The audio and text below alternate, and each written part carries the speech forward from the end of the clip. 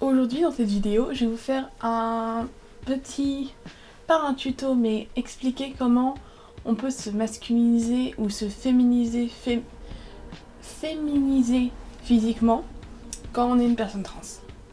Et quels sont les trucs qui vont faire que tu vas ressembler à être un petit peu plus androgyne ou pas, dépendant de ton genre assigné à la naissance.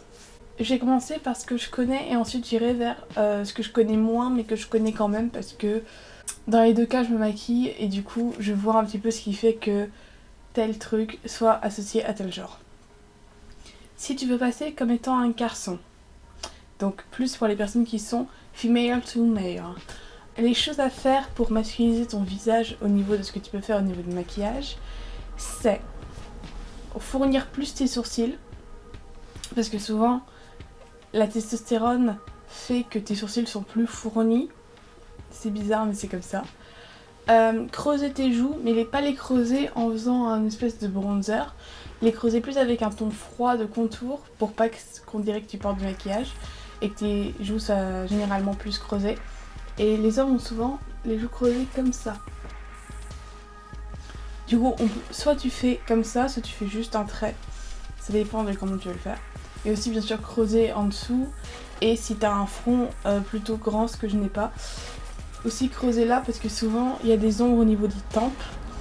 Et autre chose qui peut beaucoup masculiniser que j'ai pas fait aujourd'hui, c'est que tu peux mettre le même fard que t'as mis pour les autres zones, le mettre là dans le creux du nez et dans le creux des paupières, parce que ça va rendre ton regard plus fermé en fait, et ça va rendre un aspect plus masculin. Donc c'est un peu des moyens, et en même temps ça ausculte un peu le nez. Donc c'est un peu des moyens pour que ton visage ait l'air plus masculin, déjà. Ensuite, au niveau des cheveux, souvent c'est plus des coupes de cheveux où en ce moment en tout cas, que j'ai vu au niveau des garçons, où les côtés sont très courts et le haut est très long. Enfin le haut est d'une longueur normale. Donc il y a des coupes comme ça, mais en fait les coupes, dépendant de ton visage, peuvent vraiment passer pour tout et n'importe quoi. Comme je l'ai dit, comme je dirais encore, les cheveux, ça devrait être porté comme toi t'aimes les porter. Si t'es un garçon FTM mais que t'aimes avoir les cheveux longs, devrait pas y avoir de problème avec le fait que t'aies les cheveux longs. Ensuite, pour tout ce qui est vêtements, etc., qui peuvent faire plus masculin, donc bien sûr si tu portes un binder c'est cool. Et au niveau des vêtements, il n'y a aucune honte à aller acheter des vêtements au niveau du rayon pour hommes. Si les gens comprennent, honnêtement les gens s'en foutent. J'ai eu très peur les premières fois où j'y suis allée, mais honnêtement les gens s'en foutent parce que s'ils voient pas que t'es un garçon, ils vont penser que tu fais du shopping pour ton frère ou pour ton père ou quelque chose, ou ton copain. Donc honnêtement ils s'en foutent. Mais au niveau des fringues, faut faire très gaffe parce que souvent ça va pouvoir t'aller au niveau des jambes, mais pas du tout au niveau de la taille. Du coup souvent tu vas devoir prendre des tailles qui sont peut-être au-dessus au niveau des hanches pour que ça taille, et du coup ça sera peut-être un petit peu baggy. Mais comme c'est le genre de truc qui peut cacher tes formes, ça devrait pas poser trop de problèmes, entre guillemets. Moi ce que je fais souvent c'est que je porte des grands t-shirts et des gros sweats et des trucs comme ça, qui font que dehors ces rayons hommes, du coup c'est plus droit, et du coup ça va cacher plus mes formes, mes hanches, etc. Mais le fait que ce soit un peu trop grand pour moi, ça cache aussi. Après, dépendant de comment ton body type est, c'est peut-être mieux aussi de porter des trucs plus près du corps ou ce genre de choses. Mais moi, comme j'ai un body type qui est plus choup, hanche, et que j'ai pas mal de poitrine, je suis un peu obligée de porter des trucs un peu plus grands pour pas qu'on voit trop. Parce que déjà là, avec ce sweat là, on voit un peu ma poitrine qui sort, alors que c'est un sweat qui est quand même hyper grand. Et si je voulais vraiment qu'on voit pas du tout que j'ai de la poitrine, je serais obligée d'être comme ça. Voilà. Du coup, je vous laisse imaginer avec un truc qui est plus près du corps. Donc il y a ça. Si tu veux plus te masculiniser, c'est un petit peu les trucs que je peux te donner. Malheureusement, ça joue beaucoup aussi avec ta voix, et ça c'est un truc qu'il faut entraîner. Il faut plus respirer avec le ventre qu'avec... Je sais pas comment expliquer, mais soit tu respires avec ton ventre, soit tu respires un peu avec tes poumons, et faut respirer avec le ventre. Et bah avec la poitrine.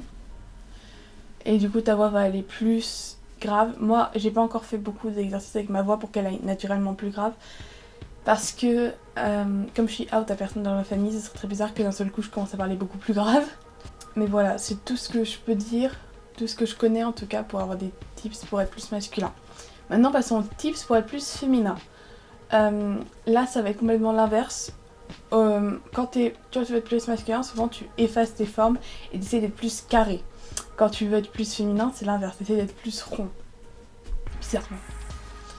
Donc les cheveux longs, tout ça, voilà, c'est cliché, mais ça marche, bizarrement.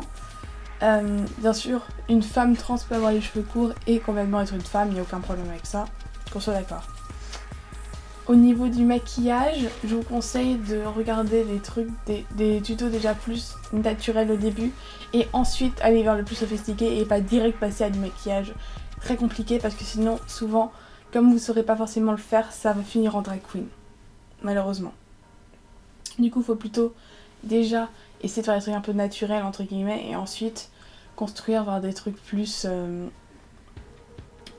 sophistiqués et pas aller directement au rouge à lèvres rouge, yeux hyper sophistiqués, contour, etc.